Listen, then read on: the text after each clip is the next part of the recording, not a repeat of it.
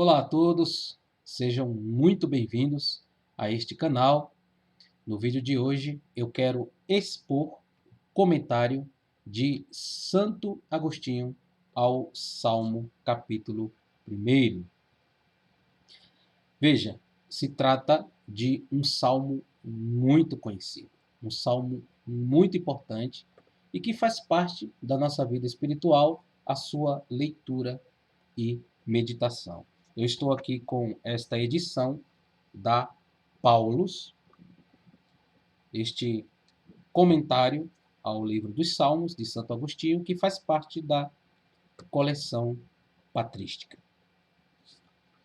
Para vocês terem uma ideia da importância e da característica desta obra, eu quero ler algo aqui que se encontra na introdução, que foi escrito pelo próprio pessoal da editora Paulus, que diz o seguinte: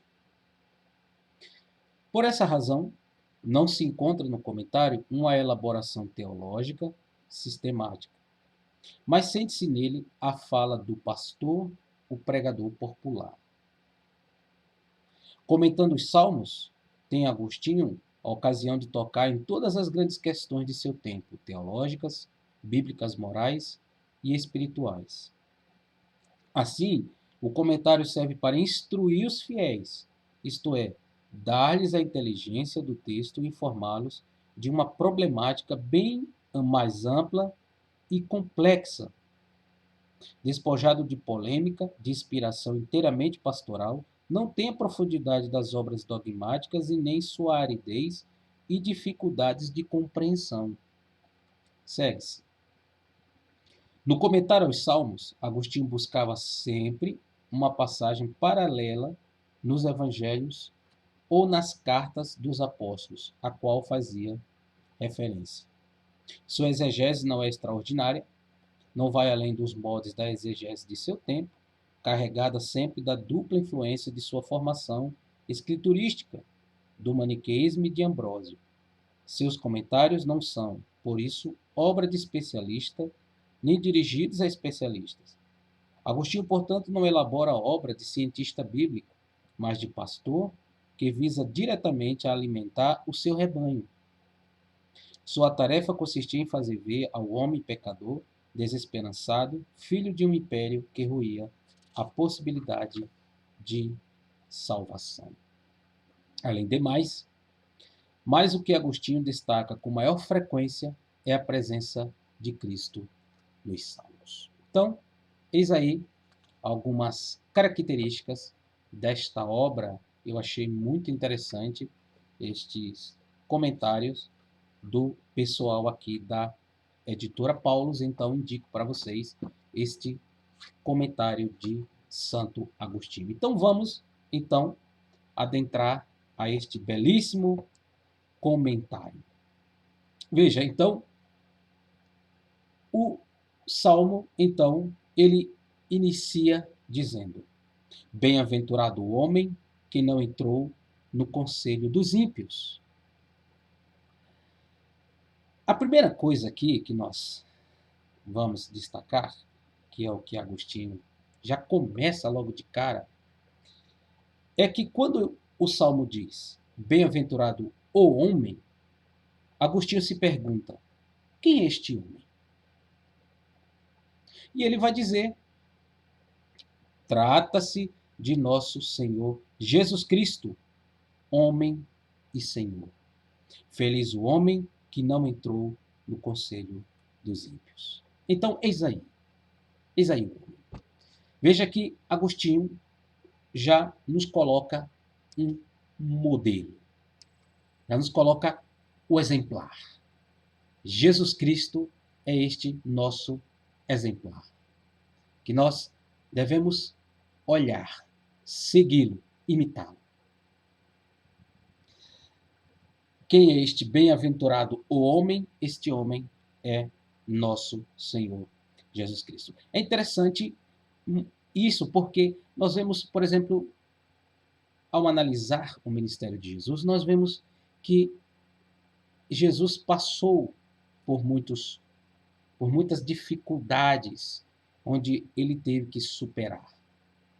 justamente a respeito desses conselhos dos ímpios. Nós vemos ali, por exemplo, na tentação, quando o diabo tenta Jesus para que Jesus negue a Deus, para que Jesus desista da sua missão e se curve a ele.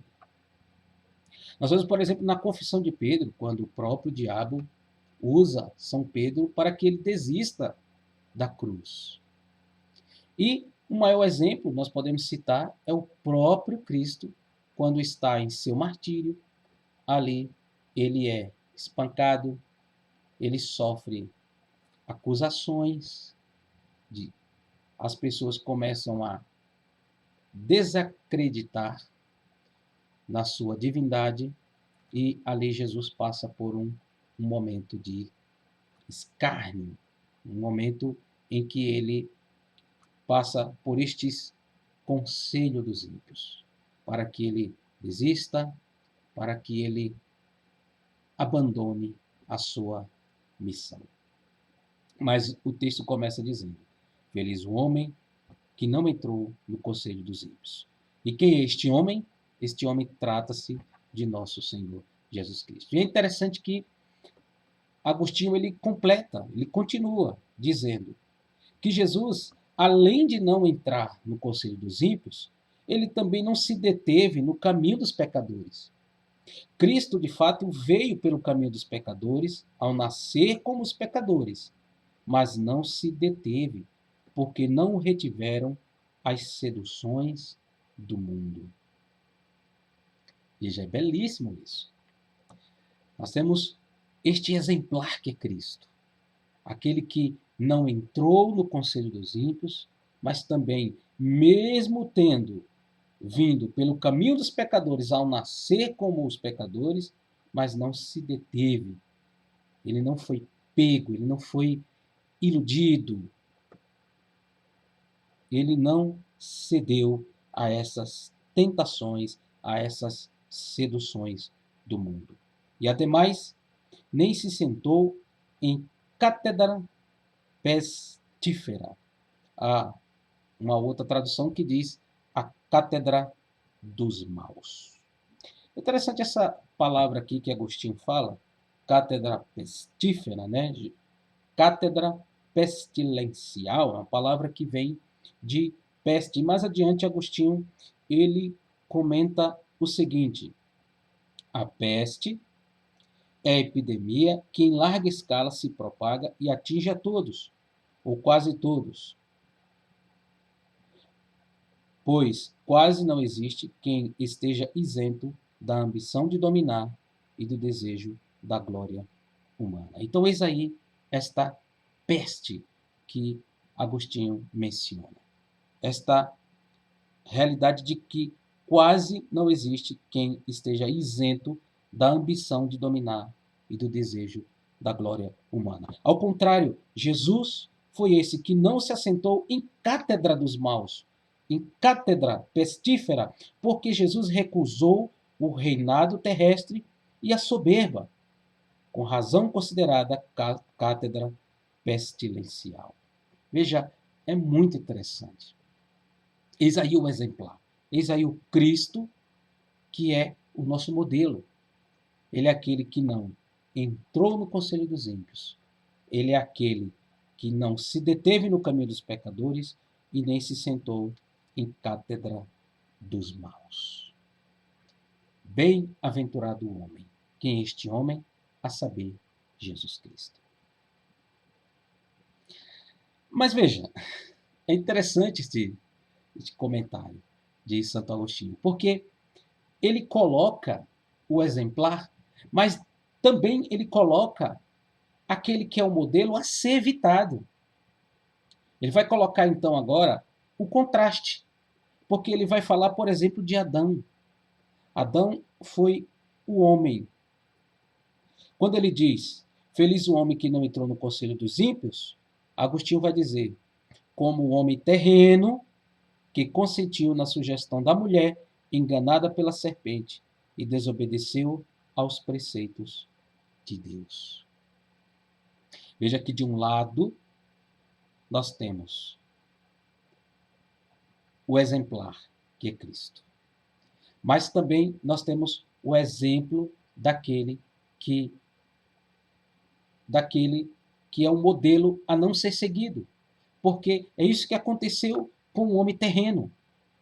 Ele consentiu, ele entrou no conselho, na sugestão da mulher enganada pela serpente. E ao entrar neste conselho, ele se deteve neste caminho e ele se sentou nesta soberba, né? Neste desejo de dominar, neste desejo de glória, porque o homem desejou ser igual a Deus. Veja só. Cristo é o exemplo, modelo do bem-aventurado homem. Este que não entrou no conselho dos ímpios, nem se deteve no caminho dos pecadores, e nem se sentou em cátedra dos maus. Ao contrário, o homem terreno, Adão, iludido pela sugestão da mulher, entrou em seu conselho, enganada pela serpente, se deteve neste caminho, levando-o a sucumbir à morte espiritual. Veja que realidade e que a palavra de Deus nos coloca isso. O apóstolo Paulo, ele vai falar no livro, na sua carta aos Romanos, sobre esta realidade do primeiro Adão e o segundo Adão. Por um entrou o pecado no mundo, mas pelo outro entrou a salvação. E é interessante que o comentário, Agostinho vai seguindo. E aqui tem uma sacada muito interessante de Agostinho. Porque ele vai dizer o seguinte, que nós temos que observar que há uma ordem nas palavras. Primeiro entrou, deteve-se e sentou-se. Então veja, nós temos aqui uma espécie de progressão. Primeiro você entra, depois você deteve-se, entrou, deteve-se e sentou-se. Aqui nós temos uma espécie de progressão, uma progressão do pecado, nós podemos assim dizer. Vamos analisar isso. De primeiro momento, o Salmo começa dizendo: feliz o homem que não entrou no conselho dos ímpios. A gente analisa que este entrou, quando você está neste caminho, você está no caminho da deliberação, mas você ainda não pecou. Você está deliberando com seu pensamento, mas há a possibilidade ainda de você não entrar no conselho dos ímpios. Veja que nós vivemos numa sociedade. Se nós formos olhar hoje, nós vamos ver que vivemos numa sociedade com culturas e pensamentos completamente ateus. Pensamentos de insensatos que não creem em Deus. Nós vemos o tempo todo estas ideias dos ímpios, de que não há Deus, de que as Sagradas Escrituras não são inspiradas por Deus, que Jesus não é Deus, que a fé em Deus é algo que não se explica, portanto, se não se explica, não se segue, não se obedece. Quantos conselhos dos ímpios nós ouvimos o tempo todo? No jornal, na TV, na internet, lendo um livro, conversando com amigos, o tempo todo estamos ouvindo conselhos dos ímpios. Mas enquanto estamos neste conselho dos ímpios, nós estamos na deliberação, mas nós conseguimos vencer ainda esta etapa.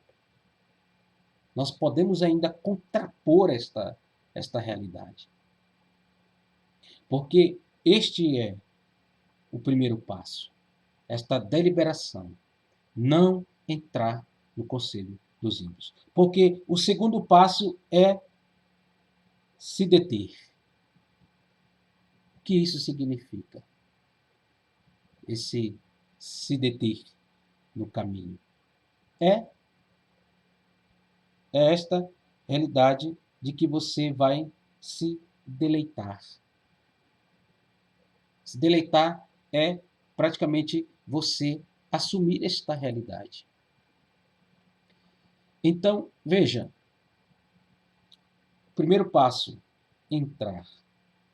O segundo passo, se deter. Se você entrou no conselho dos ímpios, então, a partir desse momento, você agora deteve-se neste caminho.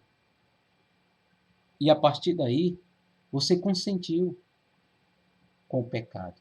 Você consentiu com o conselho do ímpio. E a partir desse momento, agora você já está sentado nesta cátedra dos maus. Veja que há uma progressão. Há uma progressão do pecado. Primeiro você começa ouvindo essas opiniões, essas sugestões dos ímpios. Mas até então você ainda não pecou.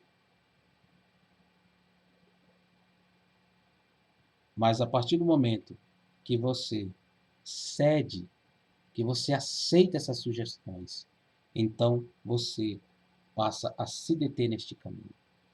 Você passa a aceitar.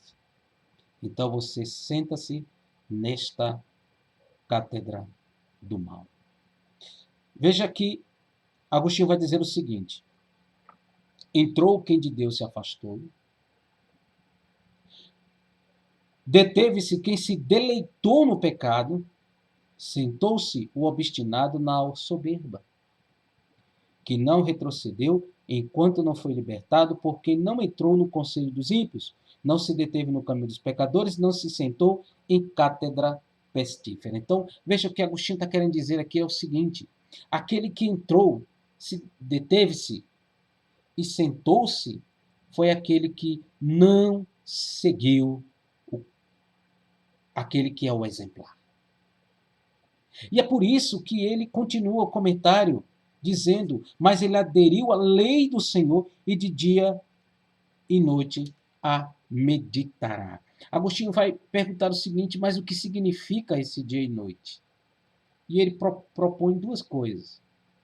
Primeiro, que aqui está falando de uma interrupção, que não há uma interrupção, sem interrupção, dia e noite. Mas pode ser que por dia entende-se a alegria e por noite as tribulações. Pois foi dito: Abraão exultou por ver o meu dia, João 8,56, e disse da tribulação: até de noite adverte-me o coração, Salmo 15:7. Então, veja, meu querido, que ao contrário desta deliberação do ímpio, da sugestão dos ímpios, nós podemos contrapor esses conselhos com a meditação da palavra do Senhor. A sugestão é essa: é contrapor esses conselhos com a meditação da lei do Senhor de dia e de noite. Ou seja, na alegria e nas tribulações. Ou mesmo sem interrupção, sem vacilar, sem dar tempo para que a tentação não nos venha nos pegar no vacilo. Então, veja, é muito interessante este comentário. Agora, fazendo uma espécie de resumo, nós dissemos que o salmista nos coloca um exemplar. Cristo é o bem-aventurado o homem. É este homem que venceu o diabo, não entrou no conselho dos ímpios, mesmo vindo pelo caminho dos pecadores, ao nascer como os pecadores, não se deteve porque não retiveram, não conseguiram pegá-lo, seduzi-lo pelas seduções do mundo, e recusou o reinado terrestre e a soberba deste mundo. Não se sentou em cátedra dos maus. Veja, nós temos um modelo a ser seguido. Ao mesmo tempo, a palavra de Deus nos coloca nesta revelação do exemplo de Adão. o que se sucedeu com o nosso pai Adão, que foi enganado, que entrou no conselho, na sugestão da mulher enganada pela serpente. E vejam o que se sucedeu com este homem, com a humanidade. O homem desobedeceu a Deus. O homem se sentou-se nesta cátedra da soberba, do desejo de dominar e do desejo de glória humana. Meus queridos, tomemos cuidado.